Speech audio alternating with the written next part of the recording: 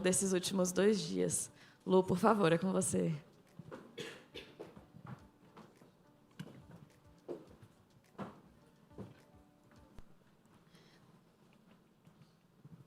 Bom, gente, então agora a gente segue para uma mesa que a gente vai discutir valor, né? Como valor em saúde, dentro dessa questão, né, de medicina baseada em evidência, como é que essas questões se conectam, como é que a voz do paciente, Marisa, pode contribuir, né, para os processos de tomada de decisão. A gente segue aqui dentro do Oncoguia, né, o tempo inteiro educando, informando, engajando.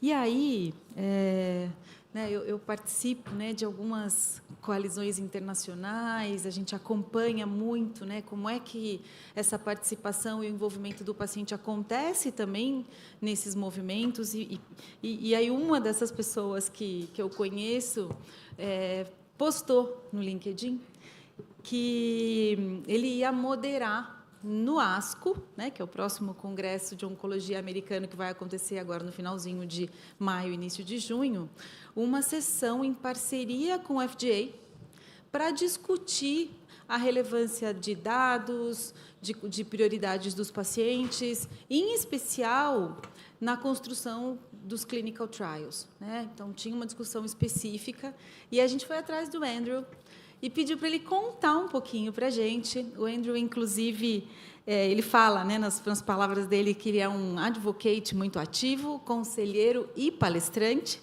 E, junto com a esposa dele, ele fundou também uma organização que eu super recomendo que vocês conheçam, um site na internet que chama patientpower.info, tá? Muito, muito, muito legal. Ele é um site super respeitado, que traz informações, claro, né, sobre câncer, educa, empodera pacientes por todo o mundo, trazendo aí cada vez mais informação. Então, vamos ouvir, né, o vídeo e o depoimento que o Andrew gravou com a gente. Hello, I'm Andrew Shore, and I'm speaking to you from Los Angeles, California. And I've been living with cancer since 1996, and I'm delighted to have the opportunity to speak with you.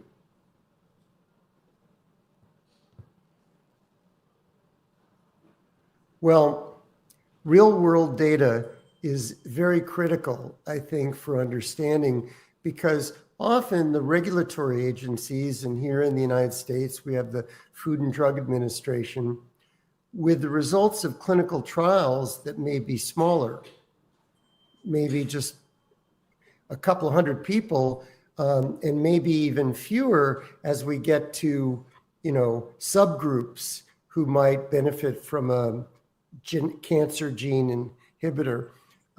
You really don't know how it will affect a larger population. So the real world data of a drug being out there and available is critical to having a fuller understanding of how it affects people with cancer broadly, and even subgroups, different ethnic groups, different age groups, people with different comorbidities.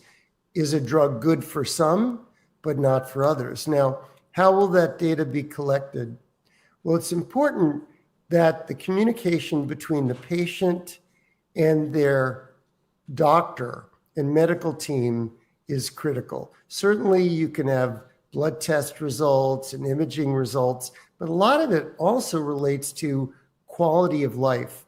And that is the patient and the family saying, I'm really tired, or I'm bruising, or I don't have an appetite, or I have nausea. In other words, the patient has to self-report things to match with the clinical information, testing results, imaging, et cetera. Together, that makes real-world data. And so it's really a collaboration of all of us who are stakeholders, patients, family members, their doctors and nurses, and then that needs to be reported back to regulatory agencies and saying, now that this drug is available to more people, here's what's being observed. And that data needs to be collated, if you will.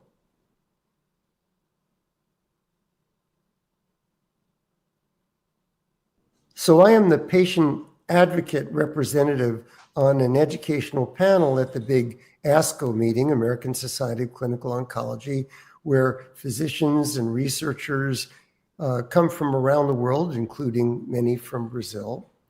And that educational panel is discussing accelerated approval by the Food and Drug Administration here in the United States. And my part of it is how do patients and patient advocates feel about it? So as a medical journalist and a patient advocate myself, I've been interviewing a number of patient advocates, as well as I've conducted a survey of people living with different cancers, and about 200 people have responded.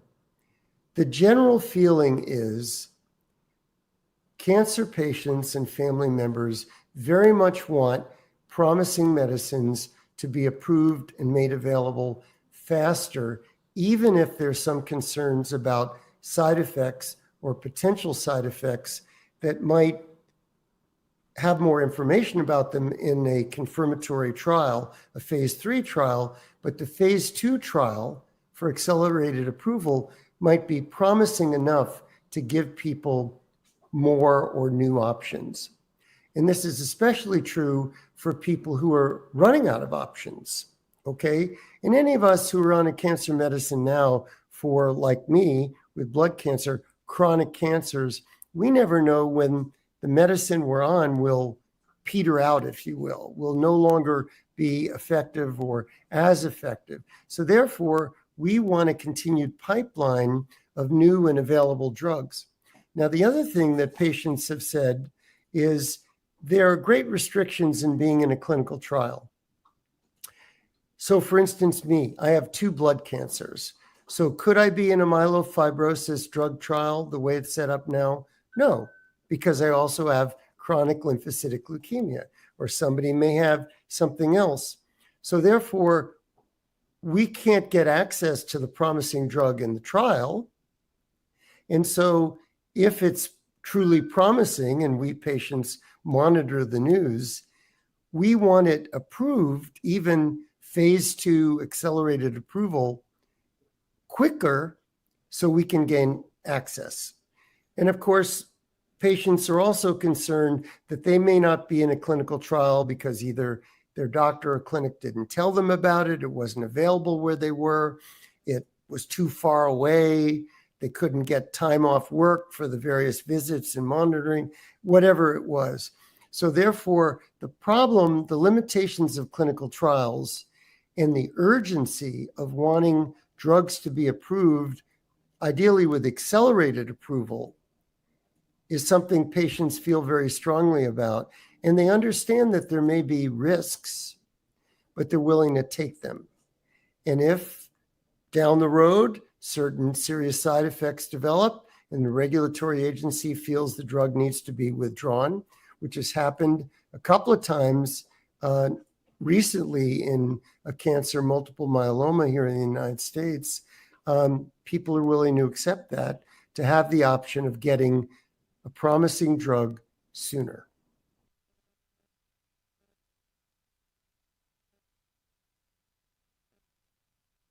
So a few years ago, I wrote a book called The Web Savvy Patient. And it wasn't just about cancer, but anybody diagnosed with a serious condition that they and their family would see as a medical crisis. Although that book is now about 10 years old, and you can find it on Amazon and maybe even translated into Portuguese, I'm not sure, the story is still the same. And that is, it's really critical for patients and their family members and support community, friends, church members who are helping them, whoever it may be, to get smart about the condition they have and have an active discussion with the doctor or nurse that they have access to. If they feel that that doctor or nurse is not knowledgeable in their condition, for instance, a rare cancer, to really push to have a consultation with an expert. So in a large country like Brazil, it may be having your doctor or you have a phone conversation or a video hookup with a specialist at one of the major medical centers in the big cities, and everybody get on what we would say the same page. So there's an agreement on what are you dealing with, have an accurate diagnosis, and then a treatment plan, and maybe even a what I would say is a plan B.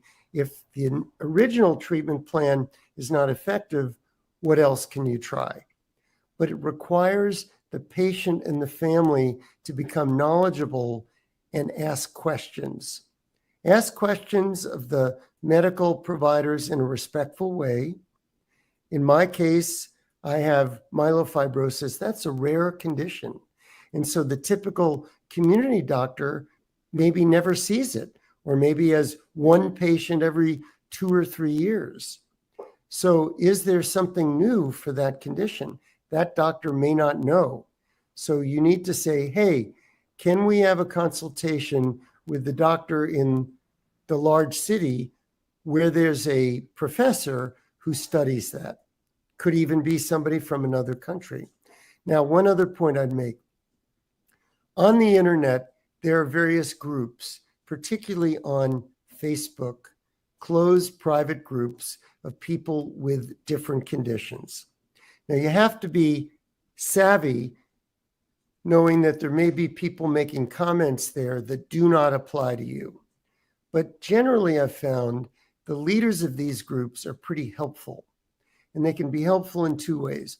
One is help you identify who is an expert in the condition that you're dealing with and how do you contact them. Also, there are patient advocacy groups, as there are in Brazil, and they have scientific advisory boards. And so often those scientific advisory boards, the members are the experts in that condition. How do you consult with them, and how can the advocacy group help you connect with the latest information? But the important point overall is you, the patient, or you, the supporter of the patient, have to take some responsibility and get smart about the condition, ask questions, and be a consumer, a shopper, if you will, and use the medical establishment as your consultants, but not your bosses. You are the boss. You're the one dealing with the condition. Ai, gente, bom, né? Prazer enorme ter o Andrew aqui com a gente. Acho que inspirador, né? Ele traz recados importantes. E o que tem de mais importante aqui, né, para a nossa mesa, para a gente pensar junto, né? A gente quer contribuir, né? Contribuir com qualidade. Acho que o Andrew está trazendo mensagens importantes no nosso dia a dia.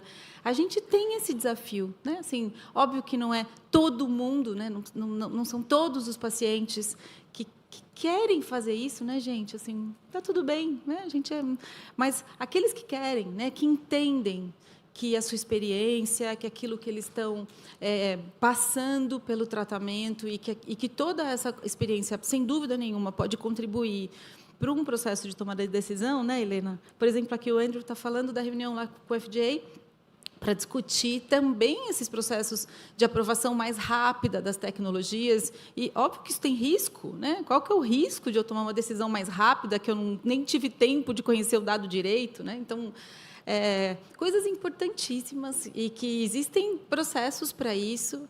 E, então, essa mesa vai olhar para essas questões. Eu vou chamar a nossa segunda porta-voz. Silvia, você vem? Então, a Silvia está aqui com a gente o tempo inteiro, né? Mas é uma paciente de câncer de mama metastático, nossa voluntária oncoguia. Agora você conta um pouquinho como é que esse tema está inserido na sua vida.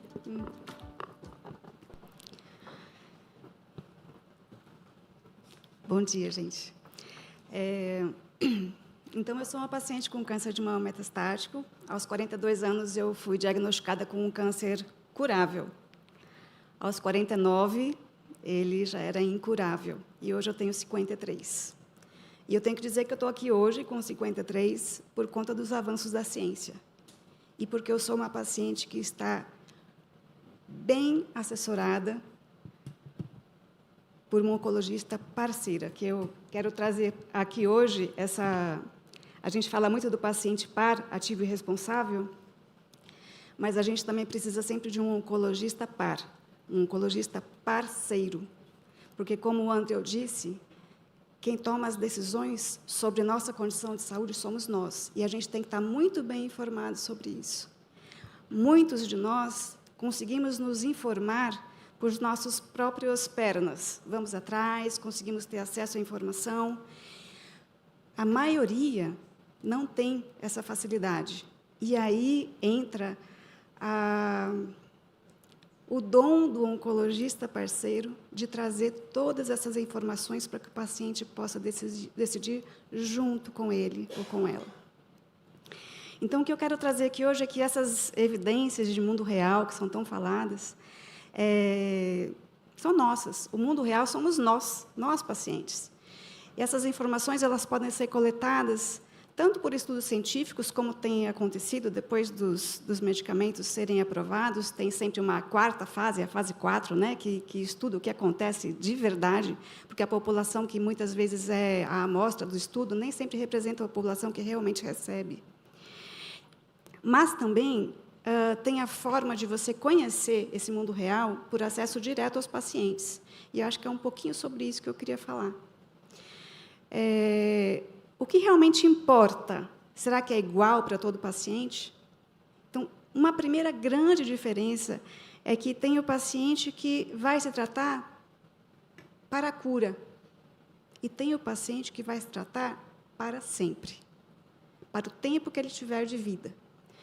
Quando eu me tratei para a cura, eu aceitava a quimioterapia que fosse, se tudo bem, que eu fosse sofrer por aquela quimioterapia, mas ia passar. Ia passar e tinha um objetivo.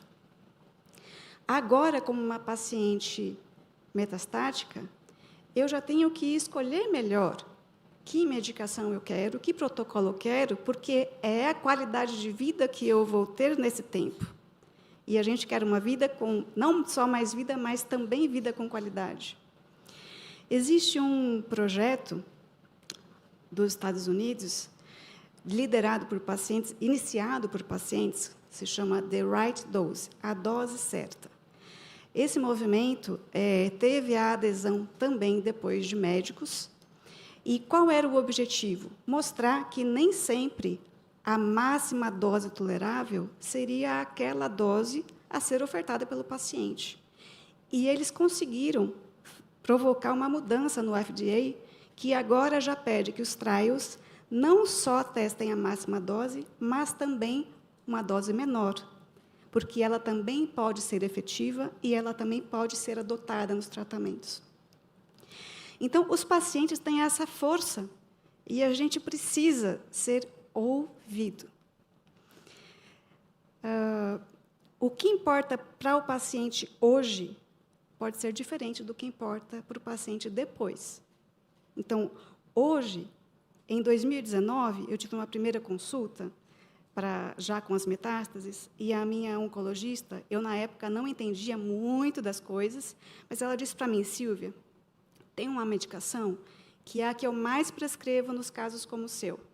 Ela tem poucos efeitos colaterais, mas acabou de acontecer a ASCO, isso foi final de junho, a ASCO tinha acabado de acontecer, e tinha acabado de ser apresentados dados que pareciam bastante promissores, com um tempo de progressão, livre de progressão maior do que aquele anterior, e eu estou querendo que você fique com esse. Ele tem um probleminha, a gente tem que checar seu intervalo QT, questão cardíaca, para ver se está tudo bem, a gente tem que monitorar isso, e ele causa uma baixa de imunidade maior do que os outros. E tem um outro ainda, que parece bastante promissor, mas a gente ainda tem poucos dados. O que você acha? Então, assim, o que eu acho? Naquela época eu tinha pouca informação, mas ela trouxe a informação para mim. E nós decidimos juntas por esse que tinha um tempo livre de progressão maior nos estudos. Pode ser que daqui 3 anos, 2 anos, 3 anos, sim, eu continuo com esse mesmo tratamento. Pode ser que daqui a um tempo a minha opção não seja por isso. Pode ser que a minha opção seja: por favor, me dê alguma coisa que tire minha dor. E eu não vou poder estar aqui falando com vocês, mas essa vai ser a minha opção. Então, é importante acompanhar o paciente, porque o que importa para o paciente muda ao longo do tempo. E só para saber o que importa para o paciente, você tem que ter, primeiro, um oncologista parceiro, que vai te conhecer e saber te ajudar a escolher, mesmo quando você estiver incapaz de decidir alguma coisa. A gente precisa também, assim, é possível você ter acesso direto ao paciente e saber mais do que diretamente um a um, quando você ouve grupos de pacientes. Porque, em grupo, a gente fala muito mais do que a gente fala de um para um. Porque a gente se sente num lugar de pertencimento e num lugar de autovalidação. Esses grupos que o André disse, do Facebook, são realmente maravilhosos. Assim, depois de uns 3 meses do meu diagnóstico, eu comecei a procurar e eu me inscrevi. Não, na época, eu me inscrevi, acho que uns 7. Depois, eu fui tirando um ou outro. São grupos fechados e eu recomendo para todo paciente. Só tem paciente e você tem liberdade de discutir o que você quiser. E lá eu vejo coisas e ouço coisas que, muitas vezes, a minha própria oncologista não sabe. E, às vezes, eu levo alguma informação para ela, e aí, como saber o que importa para o paciente? Por exemplo, existe nos grupos uma dificuldade de adesão enorme aos protetores ósseos, denosumab, ácido zoledrônico. Nos Estados Unidos, muitas mulheres não querem tomar. Não sei se fora do câncer de mama isso também acontece. Então, assim, esse é um problema a ser resolvido. Será que a oncologia sabe que esse é um problema a ser resolvido? Lá eu consegui resolver questões, por exemplo, no início eu usava essa medicação pela manhã e eu tinha um desconforto gástrico terrível pela maior parte do dia. Aí eu vi que várias mulheres passaram a tomar à noite e não tinham esse problema. Eu falei, vou experimentar. Eu já tinha passado do tempo que eu tinha que acompanhar o intervalo QT, então era melhor tomar de dia para isso, já estava tudo bem. Comecei a tomar à noite. Da noite para o dia, meus problemas se resolveram. E era algo que não foi orientado para mim, porque o oncologista também não sabe tudo. Quem vive é o paciente. E essas trocas elas são extremamente valiosas. Outra forma de se saber o que importa para o paciente é uma coisa simples e necessária, é o contato com a equipe médica. Eu estou cansada de ver pacientes, de testemunhar pacientes que estão passando por uma situação difícil ou até uma coisa simples, e não sabem o que fazer e não têm um telefone de contato com a equipe médica. Não precisa ser nem o WhatsApp do médico, não, mas um telefone de contato para resolver o problema, para tirar aquele sofrimento, aquela dúvida, o que fazer. Eu realmente testemunhei situações bastante difíceis, principalmente de pacientes que moram no interior. Eu moro em Salvador, pacientes do interior da Bahia. São situações muito difíceis. Gente, isso é o mínimo que os médicos podem oferecer. E, com isso, vocês vão saber muitas coisas sobre nós. Outra forma de saber o que importa para o paciente é sempre nos incluir, nos ouvir em espaços que, às vezes, não se espera que o paciente participe. Então, o Andrew falou que ele vai falar na ASCO, uma reunião com a FDA. Quando é que a gente vai conseguir um espaço assim aqui? Eu não consigo nem assistir as palestras dos congressos aqui, nem sem a possibilidade de fazer pergunta. Eu não quero fazer pergunta, só quero assistir. Eu não posso entrar. O congresso da ASCO começa dia 2 de junho. Eu vou participar. Eu não vou estar lá presencialmente, mas eu me inscrevi, vou participar virtualmente. Por que no Brasil eu não posso fazer isso? Então, a gente precisa participar de comissões, de conselhos. A gente precisa participar de revisão de grants de pesquisa. Tem colegas nos Estados Unidos que fazem isso. Todos os projetos de pesquisa passam por pacientes, para que eles deem a sua opinião. A gente não pode querer pouco, gente. Eu estou aqui porque eu quero muito. A gente quer muito ajudar, e a gente tem pouco tempo.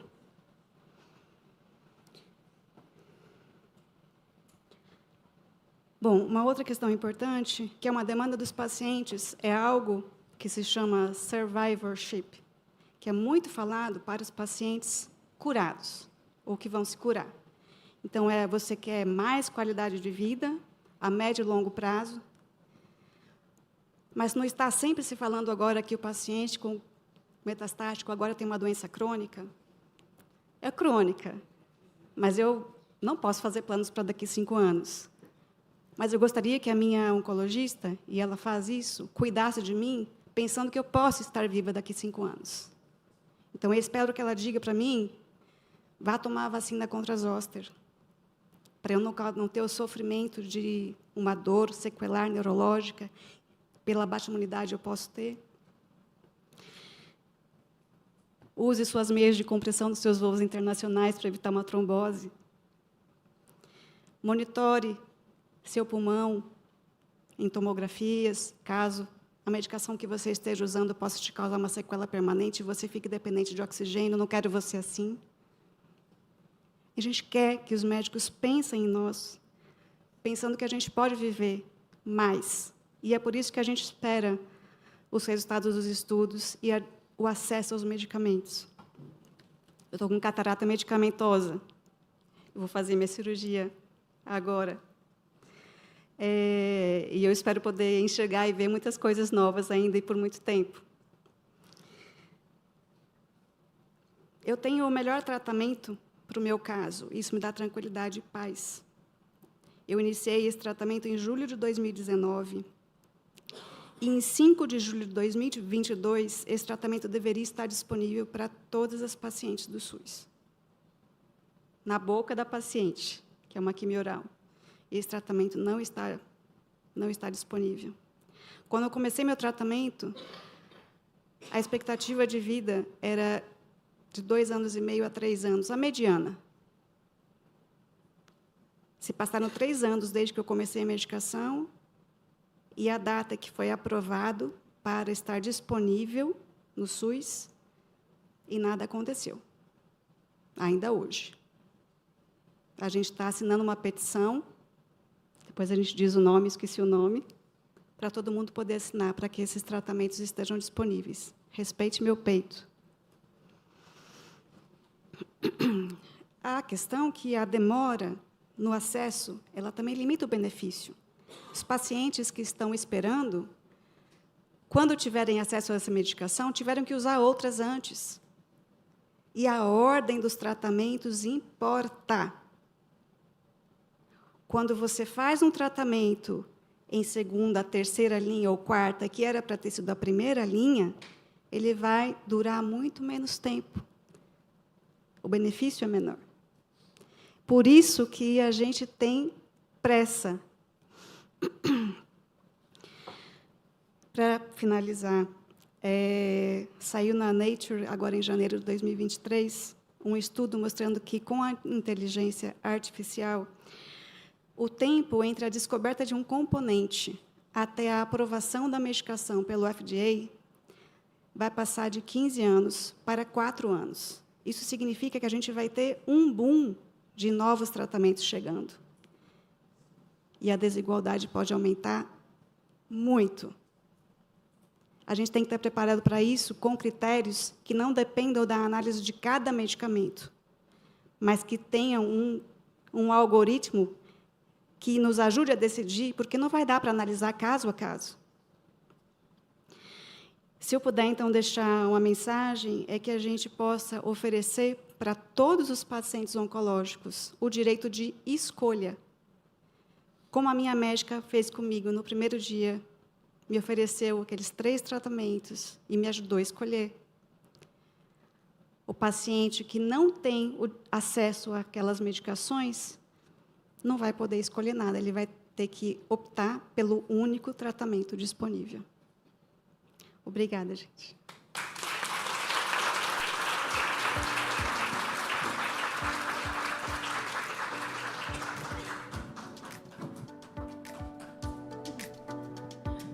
Bom, deixa eu seguir aqui.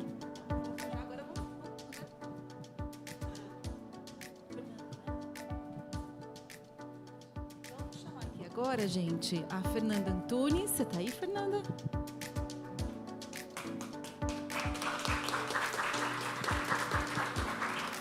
A Fernanda é enfermeira, pós-graduada em gestão em saúde, gerente do Hospital Erasto Gartner, e tem um case para contar para a gente como é que vocês estão trabalhando lá no hospital, certo? Certo. Então, por favor, com Vai ser você. um prazer.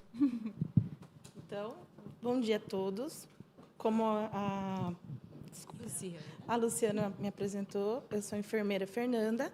Atualmente, sou gerente do escritório de valor do Hospital Erasto Gartner e eu vou falar um pouquinho sobre algumas ações que a gente focou dentro do escritório de valor, olhando a experiência do nosso paciente, né? Então, antes de falar um pouco sobre o escritório de valor e algumas frentes de trabalhos que hoje nós atuamos para que a gente consiga entregar melhores desfechos aos nossos pacientes, eu trouxe como título, né, que o nosso objetivo principal é... Gente, vocês estão me escutando? Sim. Então, tá bom. É a entrega de valor em saúde na oncologia, que é um grande desafio que nós temos, não só na oncologia, mas o nosso foco maior é que, cada vez mais, como os senhores falaram anteriormente, está sendo do grande impacto financeiro. Então, o nosso foco no paciente sempre, a gente fala que é o nosso DNA dentro do Erasto, como em outros hospitais também, mas qual é o nosso hospital, né? O nosso hospital é um cancer center que realiza atendimentos oncológicos e também hematológicos. Atualmente, nós fomos considerados referência em centros de transplante de medula óssea e nossa instituição é filantrópica. Então, aí que eu digo que é o maior desafio. Então, o atendimento são de 80% de pacientes SUS e 20% de convênio. E a nossa visão, né? A nossa visão é proporcionar ao nosso paciente a melhor experiência baseada em valor em saúde, nosso foco também foi em olhar o nosso desfecho, né? Resultados assistenciais, para que a gente consiga implementar e entregar melhores medicações de ponta para o nosso paciente, olhando realmente a nossa necessidade de remodelagem de processo assistencial. Aqui eu trouxe os 3 pilares principais quando se fala sobre entrega de valor, que é melhores resultados, gerenciamento de custos, né? Então, a gente olhar e realizar o uso racional e a experiência do paciente como um topo de tudo isso. Hoje, o nosso hospital ele é localizado na região de Curitiba, né, na região do Paraná, localizado na cidade de Curitiba.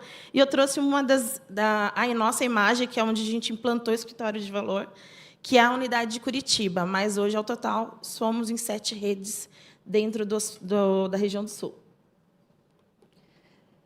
Então, o escritório de valor, existe alguns setores, então a gente é ligado diretamente à alta direção, e nós temos o setor chamado DRG, que é onde nós implantamos, sem conflitos de interesse, mas nós implantamos uma medida, um algoritmo, que é olhando todo o desfecho do paciente, toda a jornada desse paciente dentro da instituição, olhando o foco maior em unidade de internação.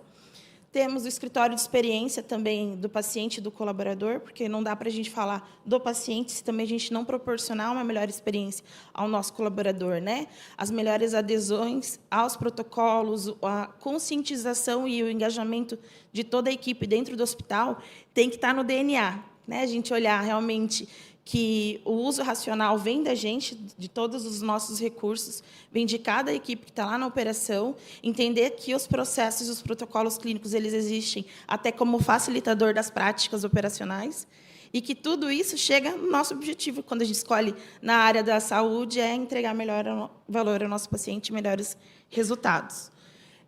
Nós também temos um setor que nós implementamos no ano passado, que é chamado custo-paciente. Então, ele está muito vinculado ao próprio DRG Brasil.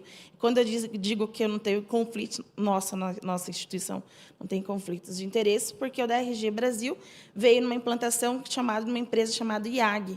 É um modelo que já é utilizado para ver performance e desempenho institucional fora do nível nacional, né, do nosso Brasilzão. Ele já tem 16 anos em nível mundial e 5 anos dentro do Brasil. Temos também a medicina hospitalista, então, vou falar um pouquinho sobre a medicina hospitalista, o projeto de governança clínica que veio do DRG Brasil, e isso a gente, em parceria com a IAG, conseguimos, em 2019, nós implantamos a metodologia e, em setembro, por um convite, escolha de uma operadora de saúde na região da região de Curitiba, e nós conseguimos fazer um leve mapeamento, o início do mapeamento de setembro até dezembro. E, através desse mapeamento, conseguimos enxergar grandes gargalos que trazem impacto financeiro para a instituição. Como desafio, então, dentro dessa população, nós expandimos, né? Então, por que não olhar 100% da nossa população de pacientes internados para que a gente amplie cada vez mais as nossas oportunidades de melhoria nos processos? Mas a equipe do Escritório de Valor ele não trabalha sozinho, né? Como eu disse anteriormente, nós temos que ter uma equipe engajada. Então, quem são essas equipes que trabalham diretamente com a gente? Direção operacional, centros de epidemiologia, estatística hospitalar, UNATS, direção assistencial, a CCH, para que a gente identifique realmente as principais condições adquiridas que a gente pode estar gerenciando e atuando com ações junto com toda essa equipe anteriormente, e a própria nossa TI, né, para que a gente consiga sistematizar a informação, qualificar cada vez mais o prontuário do paciente e, assim, realmente, a gente reverter isso, colocar o input dessas informações dentro da plataforma e ela realmente dar um direcionamento para que a gente realize uma melhor tomada de decisão. Acho que eu voltei. Opa. Então, aqui eu trouxe um pouquinho sobre os nossos projetos, né? Na verdade, ao total, nós temos 36 projetos como desafio esse ano, mas os que já foram implantados foram esses principais. Projeto de imersão nas práticas. Então, como eu falei anteriormente, o nosso foco é remodelagem de processo assistencial e capacitar e desenvolver cada vez mais times de alta performance. Essa imersão nas práticas é quando nossa equipe realiza por um processo de integração, né? O colaborador ele é vinculado a todo entendimento sobre o projeto de governança clínica dentro do hospital, quais são as 7 frentes de trabalho que nós focamos para que atingimos o nosso objetivo, que é a entrega de valor, e também acompanhamos esse paciente lá na operação. Então, ele passa por 30 dias em supervisão, gerenciamento das suas práticas, e a gente vai inserindo cada vez mais melhorias de processo, inclusive eles nos trazem com as experiências em outras instituições. Depois de 90 dias, ele também é novamente reavaliado e, posteriormente, a gente consegue visualizar realmente as necessidades de estar cada vez mais capacitando essa equipe. E temos encontros multidisciplinares mensalmente para que a gente discute os nossos protocolos clínicos quimioterápicos, antineoplásicos e também uma atualização da nossa equipe sobre as novas modalidades medicamentosas no mercado.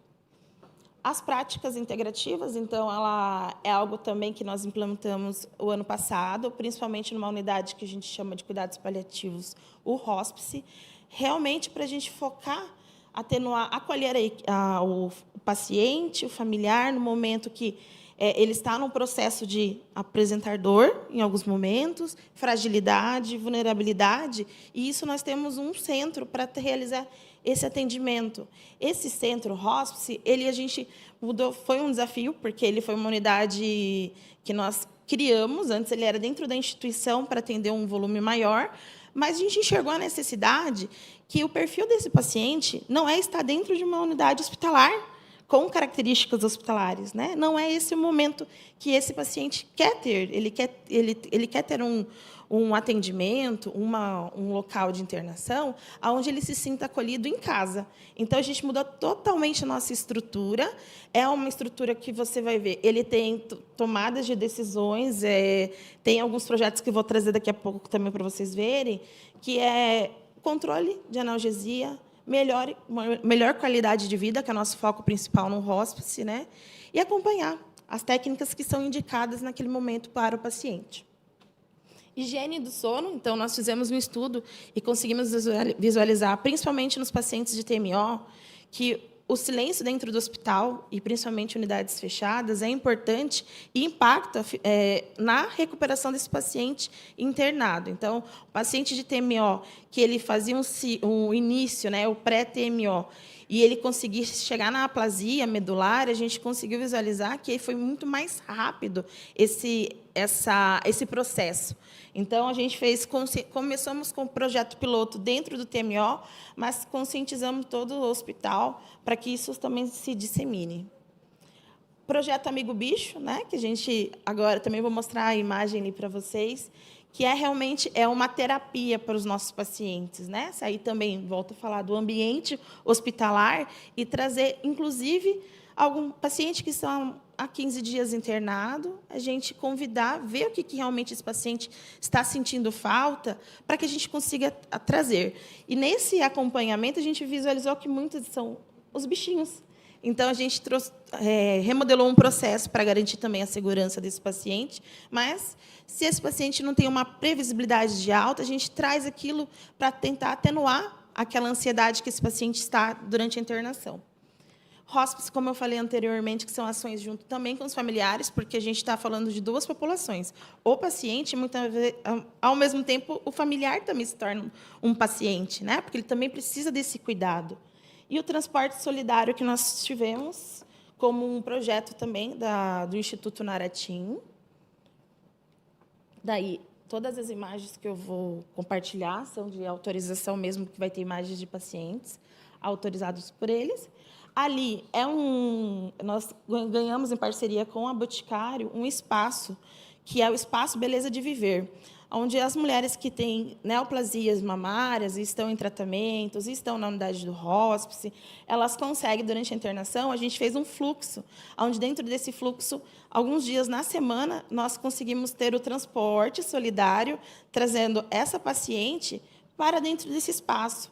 E, dentro desse espaço, é realmente estimular a autoestima da mulher durante esse tratamento, que dá, sim, para ter uma melhor qualidade de vida e realmente ter uma autoimagem de uma melhor maneira, né? Aqui é um projeto que o paciente nos trouxe, que foi a horta do seu Orlete, se não me engano.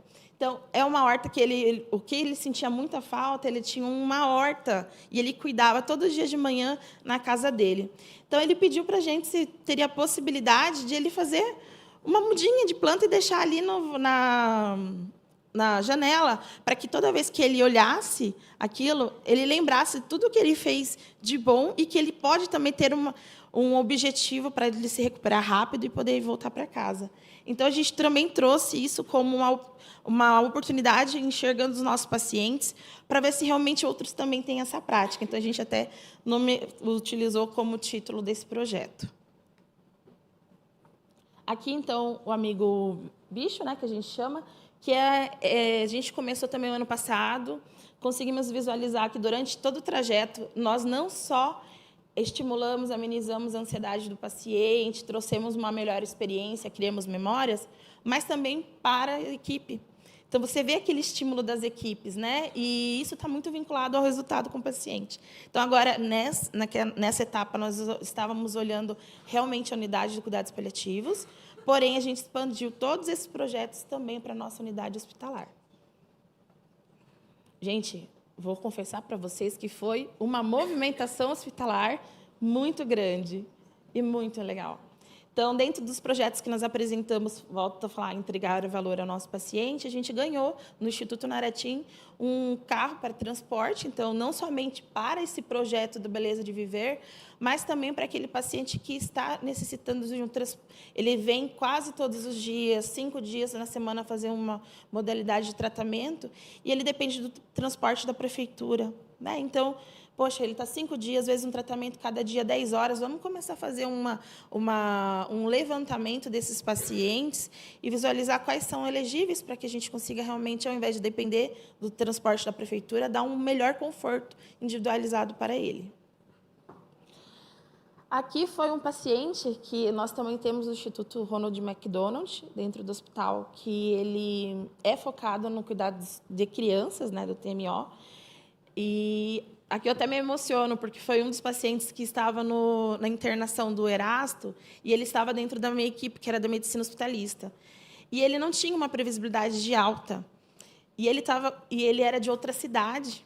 Ele era de, se não me engano, Cascavel. Então, são horas de viagem para Curitiba. E ele sempre tem um elo muito forte com o filho dele. E eles tinham dificuldade de vir para Curitiba, por questões realmente de transporte sociais. E a gente conseguiu trazê-lo, junto com a mãe, para vir ver o pai, ficar alguns dias também, claro, com todo o acompanhamento psicológico, com todo um preparo antes de a gente conseguir dar essa oportunidade para ambos. E foi um dia assim, que ele trouxe de relato de muita diversão, que realmente isso foi muito simbólico, mas que, depois de um tempo, infelizmente, a gente teve o óbito desse paciente. Mas, sim, nós proporcionamos esse momento que é muito importante para ele, né? Então, entregamos valor focado em pessoas e sustentabilidade. E aqui entra muito a própria metodologia da RG, né? Então, a gente olha o paciente, e quando a gente fala-se muito de entrega de valor ao paciente, mas a entrega de valor é por pessoas, porque a entrega é individualizada. E quando a gente fala pessoa, a gente também insere o cuidador e, principalmente, a equipe profissional que está ali. Porque ambos estão num processo de acompanhamento, né? A gente também absorve, você vê a minha emoção de falar tudo isso. Isso porque eu ainda estou na operação indireta. Não tão importante, não tão menos importante, né? Mas é importante a gente olhar o cuidador, principalmente em todos os momentos pós-pandemia. A gente consegue realmente visualizar o impacto emocional que trouxe também para o colaborador. Então, o cuidado centrado na pessoa. Dentro deles, eu coloquei algumas dimensões que são o quê? Melhorar, para pensar principalmente em ambos, né? Pessoas e sustentabilidade institucional filantrópica. Melhorar a qualidade, segurança e eficiência. Sim, a gente tem oportunidade de melhoria para a gente olhar o uso racional do leito, principalmente. Coordenação e integração do cuidado, inserir o paciente no cuidado é muito importante. Ele vai realmente entender a importância e vai dar continuidade desse cuidado em domicílio, né? Empatia e respeito aos valores das pessoas. Se a pessoa, a gente propõe o tratamento e o paciente ou o familiar juntos, né? Não quer, não aceita, não quer esse momento, a gente tem que respeitar, né? São os valores e princípios que nós temos que seguir. Suporte emocional, alívio da ansiedade e o medo. Nessa parte, gente, a gente tem uma linha de cuidado muito bem acompanhada. Nós temos desde os casos novos, então a gente faz o cálculo da tempestividade desse paciente desde o momento que ele está sendo triado, desde o momento do segmento. Cada etapa, nós temos um enfermeiro navegador, que trabalha diretamente com o médico especialista. Então, o enfermeiro que realiza a triagem desse paciente, quando ele é contrarreferenciado dentro da nossa instituição, ele faz a prévia do primeira avaliação desse paciente, inclusive de exames, ressaltando que esse enfermeiro ele tem que ser altamente capacitado. Então, são enfermeiros que foram residentes de oncologia e hematologia, o qual a gente realmente desenvolve um time de alta performance. E de confiança do corpo clínico, né? Porque, realmente, para ter esse elo, a gente tem que mostrar essa capacitação e também garantir a segurança do paciente, porque eu estou triando e eu direciono junto com o meu médico. Então, nós realizamos isso, enquanto ele passa pelo médico, o enfermeiro já vai visualizando dentro do protocolo e agendando todos os exames necessários para uma tomada de decisão rápida. O paciente já sai da consulta já com todo esse protocolo direcionado por agendamento. Ele, mesmo assim, ele vai para os centros de exames para desfecho de diagnóstico. Chegando lá, o enfermeiro também, 2 dias antes, faz uma busca ativa, entra em contato com o paciente, pergunta se ele tem alguma dúvida referente ao preparo, como é que ele está se sentindo, porque, às vezes, nessa identificação, a gente precisa já contrarreferenciar, ao invés do exame laboratorial, já vir pelo pronto atendimento e ele de possível internação. E, assim, internação entra na nossa equipe do escritório e o telemonitoramento e o contrarreferência para a continuidade do cuidado dele. Engajamento dos pacientes e familiares, promover bem-estar, então é isso que a gente também foca bastante em ambos. Time de alta performance, desenvolver pessoas, experiência do nosso paciente colaborador, e informação, comunicação e educação. A gente também tem que disponibilizar a informação para todos dentro do hospital, principalmente para os pacientes. Eles precisam saber em qual momento eles estão e quais são as possíveis jornadas dele dentro do hospital. E aqui outro... Oi? Ai, gente, já passou... Eu adoro falar... Não, já dou um gás, tá? Ah, é? Ah, então... Tá. Então, desculpa, gente. Resultados alcançados. Então, nós implantamos a metodologia da RG. Ela foca em 4 alvos assistenciais. Então, a gente faz o sistema de medição de uso eficiente do leito, aumento de segurança do paciente, redução e reinternações admitíveis, dimensionamento e readmissões não planejadas. Dentro dessa plataforma, a gente conseguiu visualizar alguns processos, desenvolvemos times com os diretores e gerências e conseguimos, de 2021 a 2022, reduzir 28% em ineficiência operacional. Isso, resultando em impacto financeiro, foram R$ 7.687.967,50. Que, então, a gente olhou a média permanência, nós conseguimos reduzir de 2020 a 2021, a gente coloca ali como case, que é no sentido de criticidade do paciente COVID, mas, remodelando o processo, a gente voltou de 3,8% de média. Desculpa, vamos colocar como 3 dias de diárias, né? Aqui, todas as reduções, então, em 2022, a gente conseguiu, a barrinha ali, o gráfico azul, é o total que nós codificamos desse paciente de alta, tá? Então, a gente codifica, gera informação e gerencia essa informação. Reinternações, com telemonitoramento, a gente conseguiu, dentro dessas 3 barrinhas laranjas do gráfico, a gente conseguiu reduzir. Então, criamos um protocolo e navegamos esse paciente para que ele não venha várias vezes no pronto atendimento, a gente ajuda ele antes e também evita dele reinternar por algo gerenciável. Aqui também, estou encerrando, é o nosso índice de entrega de valor. Então, a gente não olhando somente o processo da assistência, mas também a entrega como um todo. Então, dentro desses 3 anos, a gente conseguiu, neste ano anterior, chegar entre 343 instituições que têm implantado a metodologia da RG, entre 17 hospitais, inclusive certificados, o nosso hospital está ali como líder. Então, sim, tudo que a gente está fazendo dentro do escritório, junto com a equipe, nós estamos trazendo retorno ao paciente, entregando valor com o uso racional, garantindo sustentabilidade da nossa instituição. Finalizando, então, gosto de deixar sempre essa frase que é: conheça todas as teorias, domine todas as técnicas, mas, ao tocar uma alma humana, seja também outra alma humana. Obrigada, gente. E desculpe.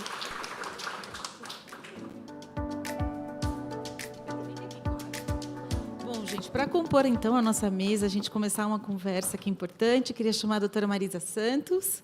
Doutora Marisa é médica infectologista, com doutorado em epidêmio, especialista em ATS, em avaliação de tecnologias em saúde, coordenadora do núcleo de ATS, mestrado em profissional em ATS. Doutor André Sassi, por favor. Doutor André já esteve aqui com a gente ontem, pós-graduação em residência e doutorado em oncologia pela Unicamp, diretor do Instituto Técnico do Instituto Radium e também fundador do Grupo Sonhe. Bem-vindo, André. Bem-vindo. Bom, eu queria já aproveitar e passar a palavra para você, Marisa, para suas considerações iniciais, como é que você, como é que tudo isso que a gente apresentou aqui se conecta, com você que recebe todas essas informações? Conta para a gente. Bem, eu queria só fazer um comentário rápido às provocações do Tiago da mesa anterior, Só dizer que o sistema de saúde inglês vive uma crise muito grande no momento, Então ele não está sendo um bom exemplo. Inclusive, pela primeira vez a gente tem greve de médico na emergência, Então eles estão repensando muitas coisas lá. Em relação, eu fiz umas anotações em relação à fala do Andrew, Então, dizer que nós estamos engatinhando em trabalhar com dados do mundo real. Então, a gente precisa cada vez mais que as associações de pacientes ajudem a gente a criar informação. Por exemplo, como é que é a trajetória das doenças, né? Principalmente das doenças raras, né? Como é que é a dificuldade, quais são as barreiras para o paciente, por exemplo, para ter acesso a uma biópsia de mama, porque não adianta a gente ter, às vezes, o melhor medicamento, aí, conforme a Silvia falou, demora muito para fazer o diagnóstico, começa o tratamento de uma forma atrasada, né? Então, esse entendimento, né, a gente gerar essas informações é muito interessante. Então, fazendo essa conexão com a discussão do preço justo, eu acredito, nós precisamos de dados do mundo real para poder calcular o preço justo. Então, nós tivemos uma experiência inicial com a vacina de Covid, onde o preço da vacina de Covid, pela ANS, né, o preço CEMED, ele foi calculado com base na custo-efetividade, né, que é um dos caminhos que as pessoas sinalizam, e essa custo-efetividade foi baseado no registro, né, que a gente teve pelo sistema de vacinação, né? Pela primeira vez, a gente teve um registro automatizado do sistema de vacinação de Covid. Então, baseado nesses dados e dos dados do CIVEP, de gripe, nós calculamos e fizemos toda a modelagem para cálculo desse valor, né? Então, também falando sobre a importância desses dados, né? No Brasil, nós temos uma quantidade de dados muito grande, mas ainda dificuldade, por exemplo, de ligar bases diferentes, né? Então, nós já temos uma proposta de calcular, vai ser uma diretriz nova que vai sair de impacto orçamentário. Então, calcular o impacto orçamentário, que é um ponto muito importante para a tomada de decisão, principalmente na Conitec. Então, esse cálculo, utilizar, por exemplo, dados do SABES, né, que é uma ideia de ligar bancos de dados, né, que o Ministério da Saúde está trabalhando, então, de utilizar esses dados, né? Mas, certamente, para a gente trabalhar, por exemplo, com medicamentos fase 2 do câncer, nós precisamos de outras formas de incorporação que não sejam essa incorporação tradicional. Então, até agora, nós avançamos muito pouco em compartilhamento de risco, mas esse é um assunto que a gente precisa discutir, precisa pensar para que, principalmente, o Ministério da Saúde ele possa incorporar medicamentos onde a gente ainda tem dúvida, onde as evidências ainda são incompletas, principalmente em relação à eficácia e segurança, né? Em relação à fala da Silvia, né, eu acho que é muito importante entender o que é importante para o paciente, né? Então, nós temos uma linha de cuidado e a gente tem estimulado muito as pessoas para trabalhar com desfechos centrados no paciente, qualidade de vida, e agora nós temos estudado questionários para avaliar bem-estar, né, que é um conceito mais amplo do que qualidade de vida, quando a gente inclui, por exemplo, ter um suporte familiar, o problema da autoestima também, que a Fernanda citou. Então, como é que a gente pode incluir tudo isso na tomada de decisão? E pensando em valor, né, como é que a gente incorpora uma coisa mais ampla do que simplesmente custo-utilidade, do que simplesmente quali, no processo de decisão? Então, acho que MCDA é uma técnica que traz esperança, né? Nós ainda estamos pensando como é que a gente pega todo aquele resultado do MCDA e coloca no processo de tomada de decisão, mas principalmente para doenças ultra raras, onde nós não temos limiar. Eu vejo o MCDA como uma promessa interessante, então eu acho importante também que os pacientes entendam e se encaixem nisso, né? O paciente precisa participar mais e de uma forma mais qualificada.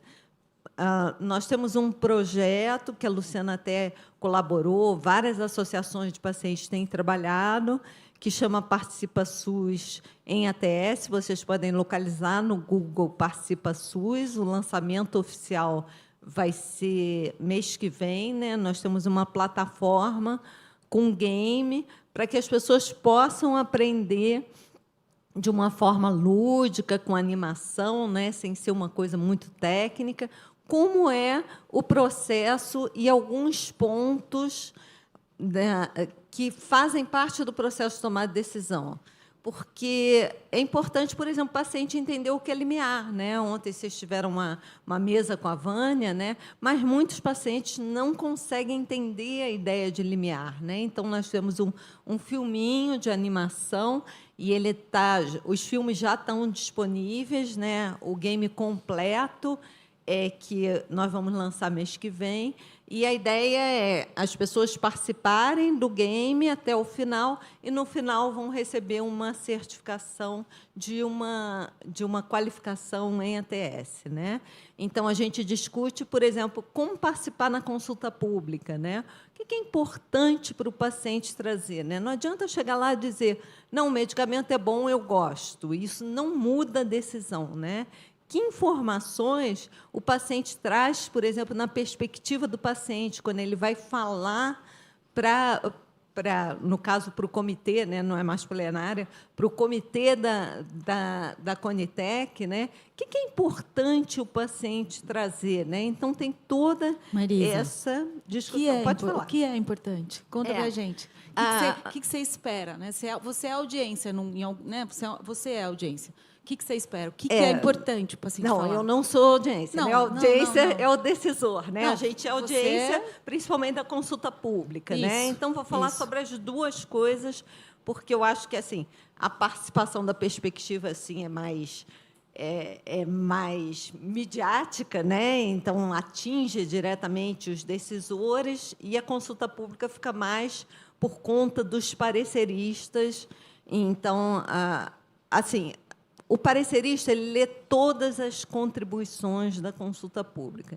Então, é muito importante, por exemplo, as pessoas não repetirem contribuições, porque isso só vai atrasar o processo, porque o que foi falado não adianta repetir, não é uma votação. Então, se eu tiver mais a favor e menos contra, aquela tecnologia vai ser incorporada. Não é isso. É importante entender, como eu falei, a trajetória do paciente, porque, senão, você tem uma incorporação falsa. Nós temos um trabalho que a gente estudava um medicamento para insuficiência cardíaca e que ele dependia de um determinado exame.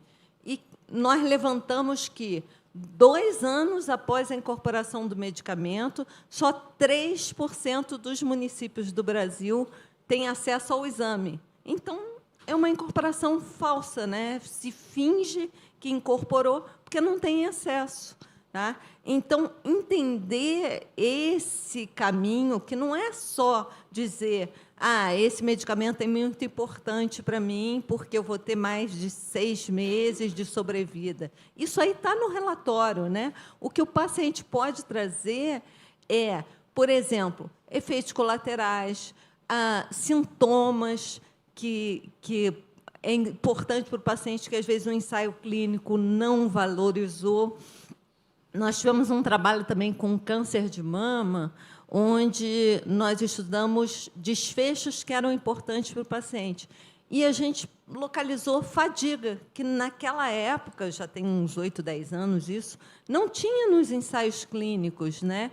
Então, entender esse ponto de vista, o ideal é que o paciente participasse já do início do parecer, né? Quando a gente faz essa discussão de desfecho, que já tivesse o assento e a participação do paciente. Marisa, né? mas você acha que tem abertura? Você está citando fadiga, mas, inclusive, para a gente falar de outros desfechos, né? Porque eu fico pensando, certeza. A gente percebeu agora também, fazendo uma pesquisa, o quanto a questão da recidiva, né, é um fantasma muito presente na vida da grande maioria dos pacientes com câncer. E, óbvio, poder falar, de repente, numa tecnologia que previna uma recidiva, que postergue, né, o surgimento de uma recidiva, você acha que esse tipo de apresentação faz sentido. Com certeza. Então, por exemplo, uma vez nós tivemos uma discussão na consulta pública, veio, não, esse medicamento deveria ser incorporado porque ele melhora a adesão. Era uma coisa que nós não tínhamos localizada.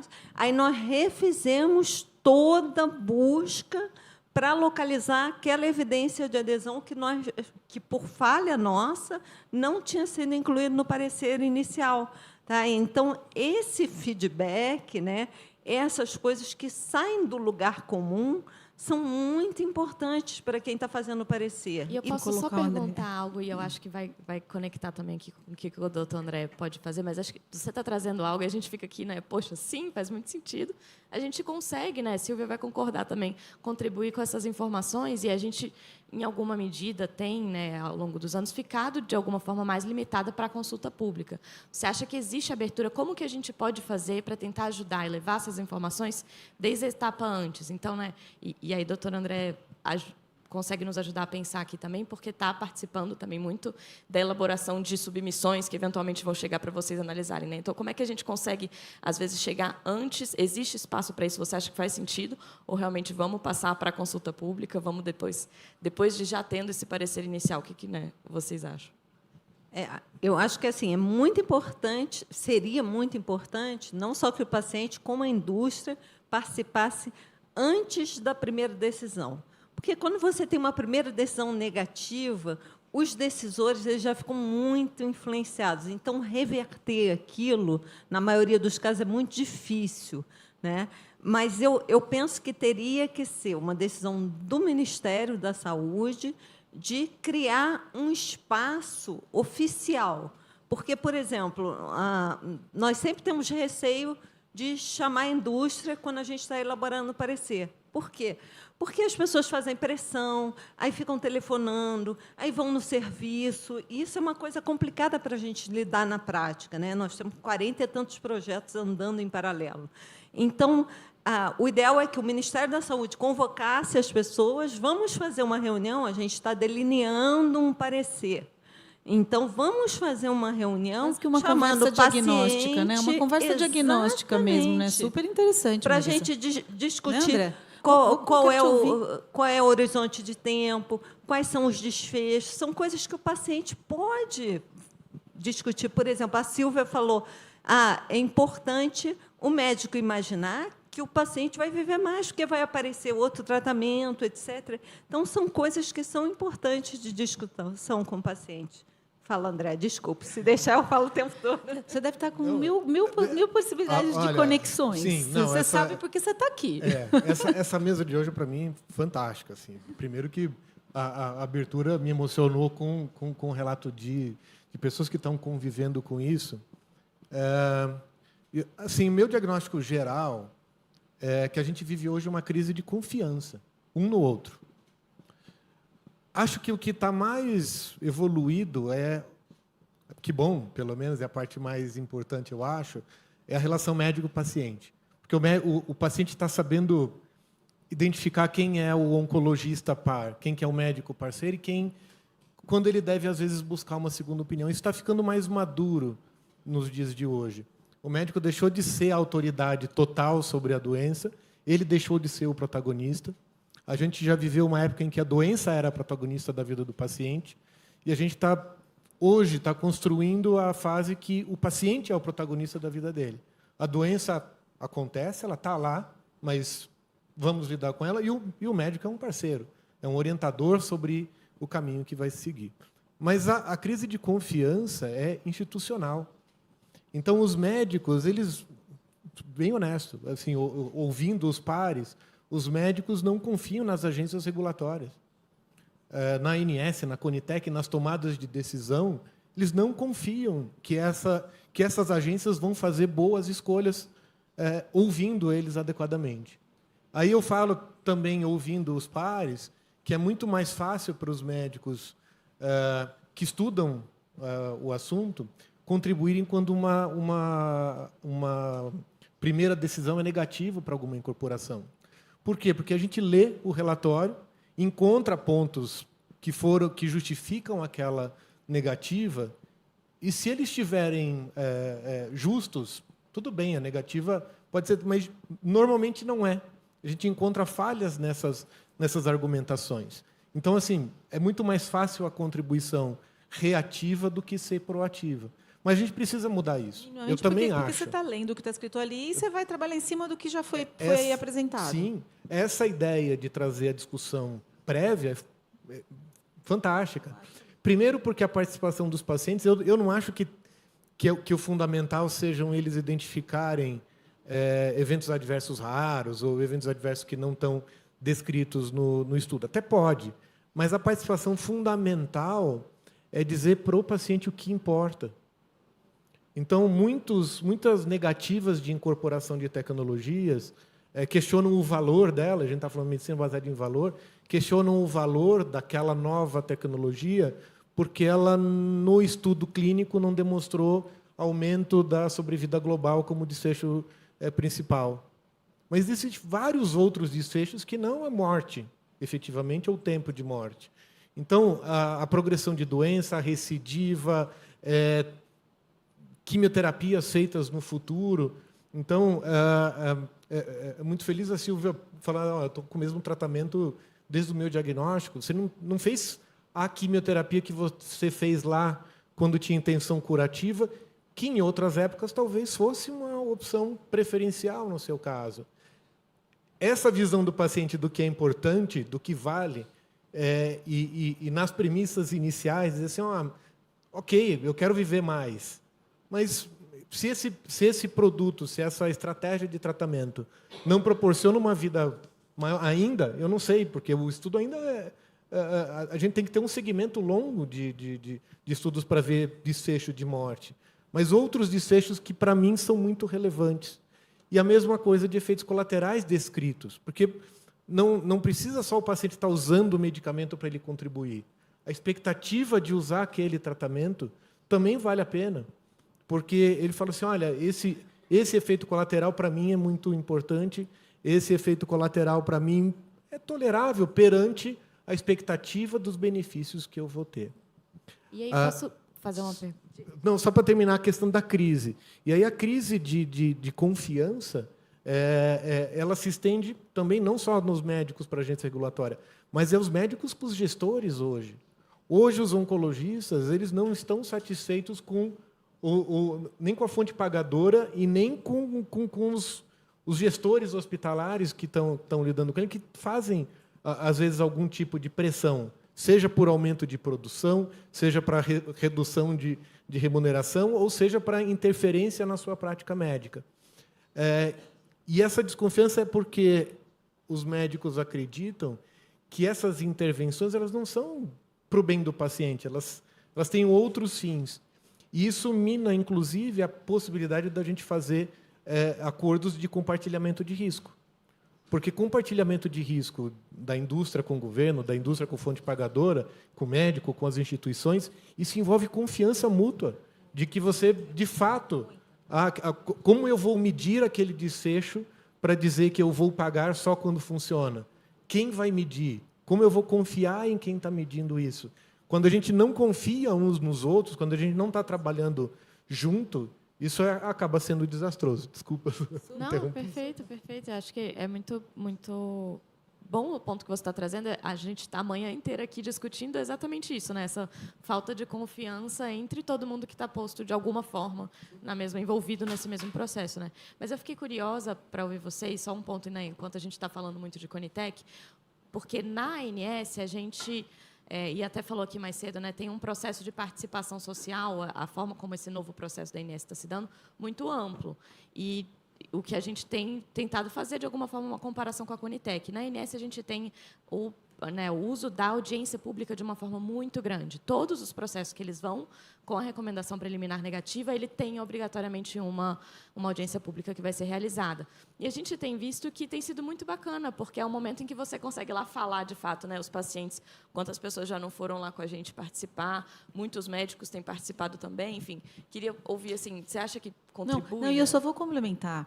Eu acho que a gente vem falando muito disso, mas acho que, pegando a tua ideia, né, fico pensando, na ANS, a audiência pública é a última etapa. né? Quem dera na Conitec pudesse ser a primeira, né? Até para assim, vamos todo mundo se ouvir para dar o pontapé inicial desse processo, né? Olha que rico que seria, né? Eu queria falar rápido e já passo, aí já termino, porque eu já falei demais também. Eu acho que a participação é fundamental e o amadurecimento também. O NICE está em crise mesmo, na Inglaterra, e o método de funcionamento, o modelo de negócios do NICE está em questionamento. Mas não é porque o modelo não funciona, é porque talvez ele já amadureceu de tal maneira que as fragilidades começam a romper as amarras que foram criadas. Mas é porque está maduro o sistema. E aí geram insatisfações porque o modelo acaba sendo tão rígido com as normas que foram criadas, que gera insatisfação de pacientes e de médicos também. E dos próprios gestores. Há uma crença, eu conversando com pessoas que moram, que são usuários do INSS e que são médicos também, que a impressão é que assim, parece que eles estão forçando a barra para conter tudo, para privatizar. É um pensamento local que tem, assim, mas você vê que a crise de confiança está lá também. Então, assim, a gente precisa trabalhar para juntos a gente recriar, usar as coisas boas do NICE, aprender com as amarras exageradas do NICE também, mas eu acho que a gente tem que fortalecer a confiança entre todos. E só para terminar, voltando à palavra fundamental que foi falada em várias mesas nesses 3 dias, que a saída para a gente ganhar confiança um no outro é transparência. Transparência em todos os processos. Eu não posso ter medo de compartilhar o que eu penso, eu não posso ter medo de compartilhar as minhas relações pessoais, eu não tenho que ter medo de ser pressionado por alguém, por eu estar envolvido em algum processo decisório. Porque essa decisão minha vai ser transparente também. Então, a transparência em absolutamente todos os processos, sem medo de ser julgado por alguma coisa, é fundamental. Nos dias de hoje é um pouco difícil, porque a gente é julgado por tudo que a gente fala. Mas, ao mesmo tempo, acho que isso vai trazer alguma certa liberdade e mais confiança entre quem quer tomar decisão. Vocês querem comentar? Eu acho que uma coisa que os pacientes precisam brigar muito é para ter um assento fixo na votação da Conitec, né? Não tem sentido alternar entre a indústria farmacêutica e o paciente, né? Então, não é fixo, porque, na verdade, o assento A do CNS, é do né? CNS, Isso. que tem muitas vezes, eu diria também. que a maioria das vezes, o Verdade. representante é da indústria farmacêutica e não dos pacientes, que não têm decididamente os mesmos interesses, né? Então, eu acho que é uma coisa para brigar.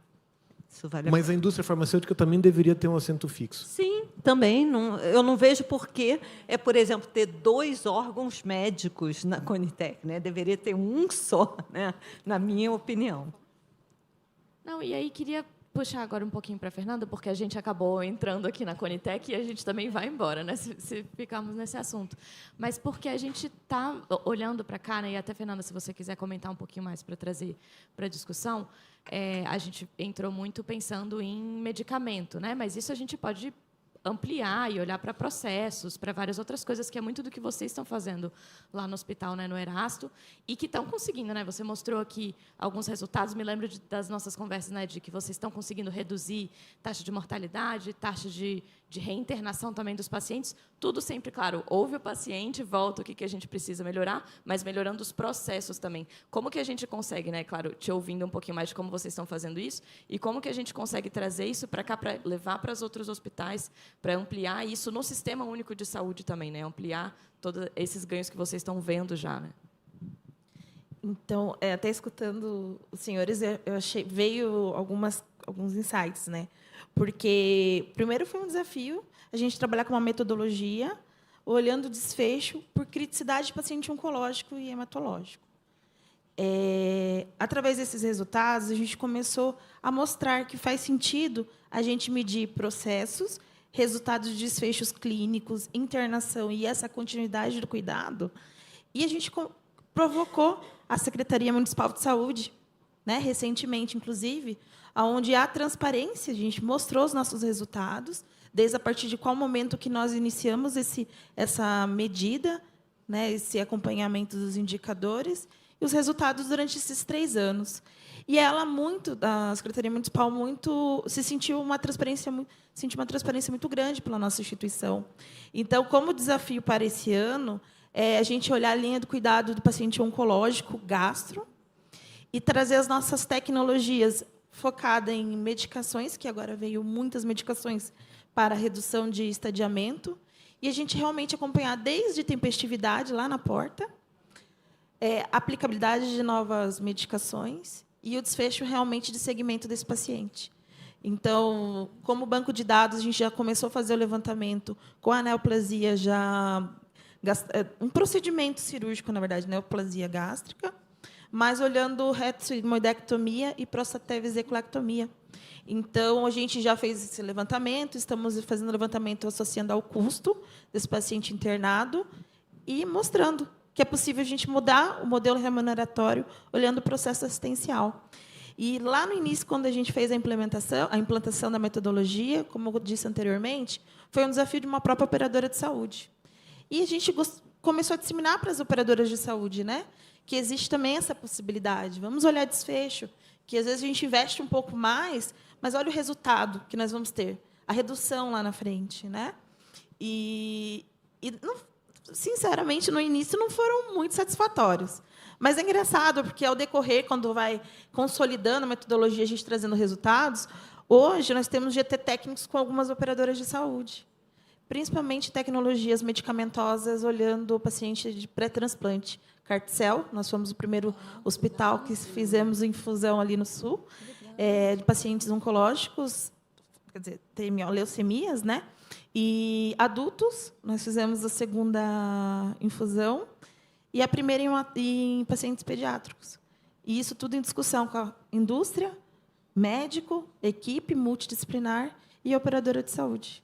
Então, sim, é possível, né? Muito bom, Fernanda. Silvia, eu queria, né, eu acho que você contasse um pouco aqui para todo mundo, porque eu acho que você já viveu a experiência, inclusive, de ir lá contar, né, a tua experiência com a tecnologia na Conitec. Queria que você contasse um pouco, assim, em especial, até como você se preparou para estar lá. A preparação foi bastante intensa, né? E daí é que eu já queria falar sobre isso mesmo, para dar uma sugestão para a Marisa, se você puder levar, Marisa. Um paciente apenas para dar o seu testemunho não é só muito pouco, é muito pesado para o paciente que se importa com aquele lugar que ele está ocupando. Então, assim, eu fiquei bastante... Isso me consumiu muito, me preocupou muito, e procurei fazer meu papel da melhor forma, mas não foi simples, foi complexo. Acho muito importante, como só tinha eu para falar, só podia ser uma pessoa e só 10 minutos, eu fui procurar outras pacientes que usavam as mesmas medicações, a mesma classe de medicação, para saber da experiência delas, e também as pacientes que não tinham conseguido, mas que tinham a prescrição da medicação, mas não tinham conseguido porque não estava ainda incorporada, né? E, inclusive, pacientes que também tinham conseguido por judicialização, né? Para saber um pouco da experiência delas. Muitas delas tinham começado a utilizar a medicação naquele tempo, que não é o tempo certo, né? Infelizmente, a maioria das mulheres que eu contatei naquela época que não tinham conseguido a medicação ou que estavam usando na linha inadequada, na ordem inadequada, não estão mais aqui. E foram pessoas que eu entrei em contato com o sofrimento delas, né, antes de participar da Conitec e depois também. Então, assim, a sugestão é que a gente possa ouvir mais pacientes para ser mais simples. E eu também gostaria de comentar algo que foi difícil para mim, porque a gente acompanha, durante a reunião da Conitec, a gente acompanha as apresentações anteriores, e eu acho isso muito importante, sim, né? E eu pude perceber, na análise que foi apresentada, o quanto os efeitos colaterais tiravam pontos na comparação com a medicação existente disponível no SUS, né? A medicação, eu uso 2 medicações. Uma é a incorporada pelo SUS até hoje, que é a primeira linha, e a outra Então, é você a está falando de combinação. inibidor de ciclina, né? Sim, É dessa tecnologia. Não, vamos falar. Pronto. Então, eu uso o inibidor de ciclina e o fulvestranto é o incorporado para a primeira linha pacientes do SUS. O fulvestranto praticamente não dá efeito colateral nenhum. Então, a hora que você compara os efeitos colaterais que eu tenho, que são brandos, são manejáveis, né? Meu cabelo fica fino, seco, eu preciso ficar passando um monte de coisa nele para ficar apresentável. Eu tenho fadiga em alguns dias do ciclo, mas é tudo manejável, gente. A pele é seca, mas a gente usa hidratante. A imunidade é baixa, eu uso máscara. Então, assim, a gente resolve. Acabou de sair o aumento da sobrevida global com a medicação que eu uso, e ela praticamente dobrou a expectativa de vida dos pacientes. Então, assim, a gente paga esse preço. É um preço muito baixo para pagar para algo que é muito bom para a gente, que é viver nessa vida que a gente tem a mais. A gente pode viver mais tempo com nossos pais, com nossos filhos, a gente pode participar de momentos importantes, a graduação de um filho, os primeiros passos de um neto. A gente pode viver coisas diferentes, né? A gente pode viajar. Enfim, eu acho que não dá para a gente valorizar tanto. Assim, eu acho que tem que perguntar para o paciente, mesmo com esses efeitos colaterais, vale a pena? Eu acho que esse é uma das coisas que o paciente pode acrescentar muito, tanto na consulta pública quanto na experiência. Dizer, olha, o cabelo fica fino, mas não tem menor importância, tudo bem. Ou dá um pouquinho de náusea, mas eu tomo um Vonal, fico bem, né? Então, são esses pontos, porque a gente não sabe, né? A gente só vê o que está escrito e o que foi levantado. Então, esses são pontos que são super importantes. E quando você vai, era o que eu ia te dizer. Infelizmente, assim, as reuniões, às vezes, a última reunião de vacina pediátrica foram 4 horas de reunião. Então, certamente merecia escutar muitas pessoas, mas não tem como, né? Porque é muito lento o processo.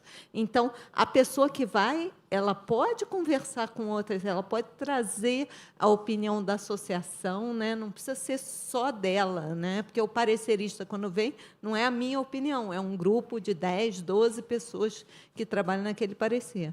Talvez possam ser, então, por exemplo, gravações que ficam disponíveis paralelamente, para que, caso os Criar uma biblioteca de depoimentos, né? Isso. Talvez. Caso eles queiram ouvir outras pessoas, estão lá disponíveis. E na orientação para o paciente, que vai ser o paciente testemunho, que ele realmente faça isso. Que seja alguém escolhido porque se comprometeu a procurar outros pacientes. E quem sabe eu a gente tenho tem um comitê depoimento. De paciente, né? Tem outras agências que têm modelos assim, né? De ter um comitê de paciente que você consulta e Isso. traz esse tipo de questão. Tem um depoimento que foi muito legal, que eu lembro assim, que influenciou muito a decisão, era sobre sonda Bottom, né? E era uma mãe falando como foi a experiência dela depois que a criança utilizou aquele dispositivo. Então, ela contava coisas que não tem no estudo clínico, né? Em que a criança pode brincar, porque aí não prende, que não prende no berço, né? Então, são coisas que não são quantificáveis, né? Então, a ideia principalmente é essa. Bom, mais uma vez seguimos aqui, acho que muito inspirados, com várias ideias. Quero agradecer demais, André, Marisa, Fernanda, Cláudia, Silvia e Helena. E, gente, muito obrigada. Eu peço muito para vocês que vocês estejam de volta às 1h30, tá? Para a gente começar. E temos uma agenda também muito intensa à tarde para a gente conseguir encerrar o fórum hoje dentro do horário, tá? Muito obrigada.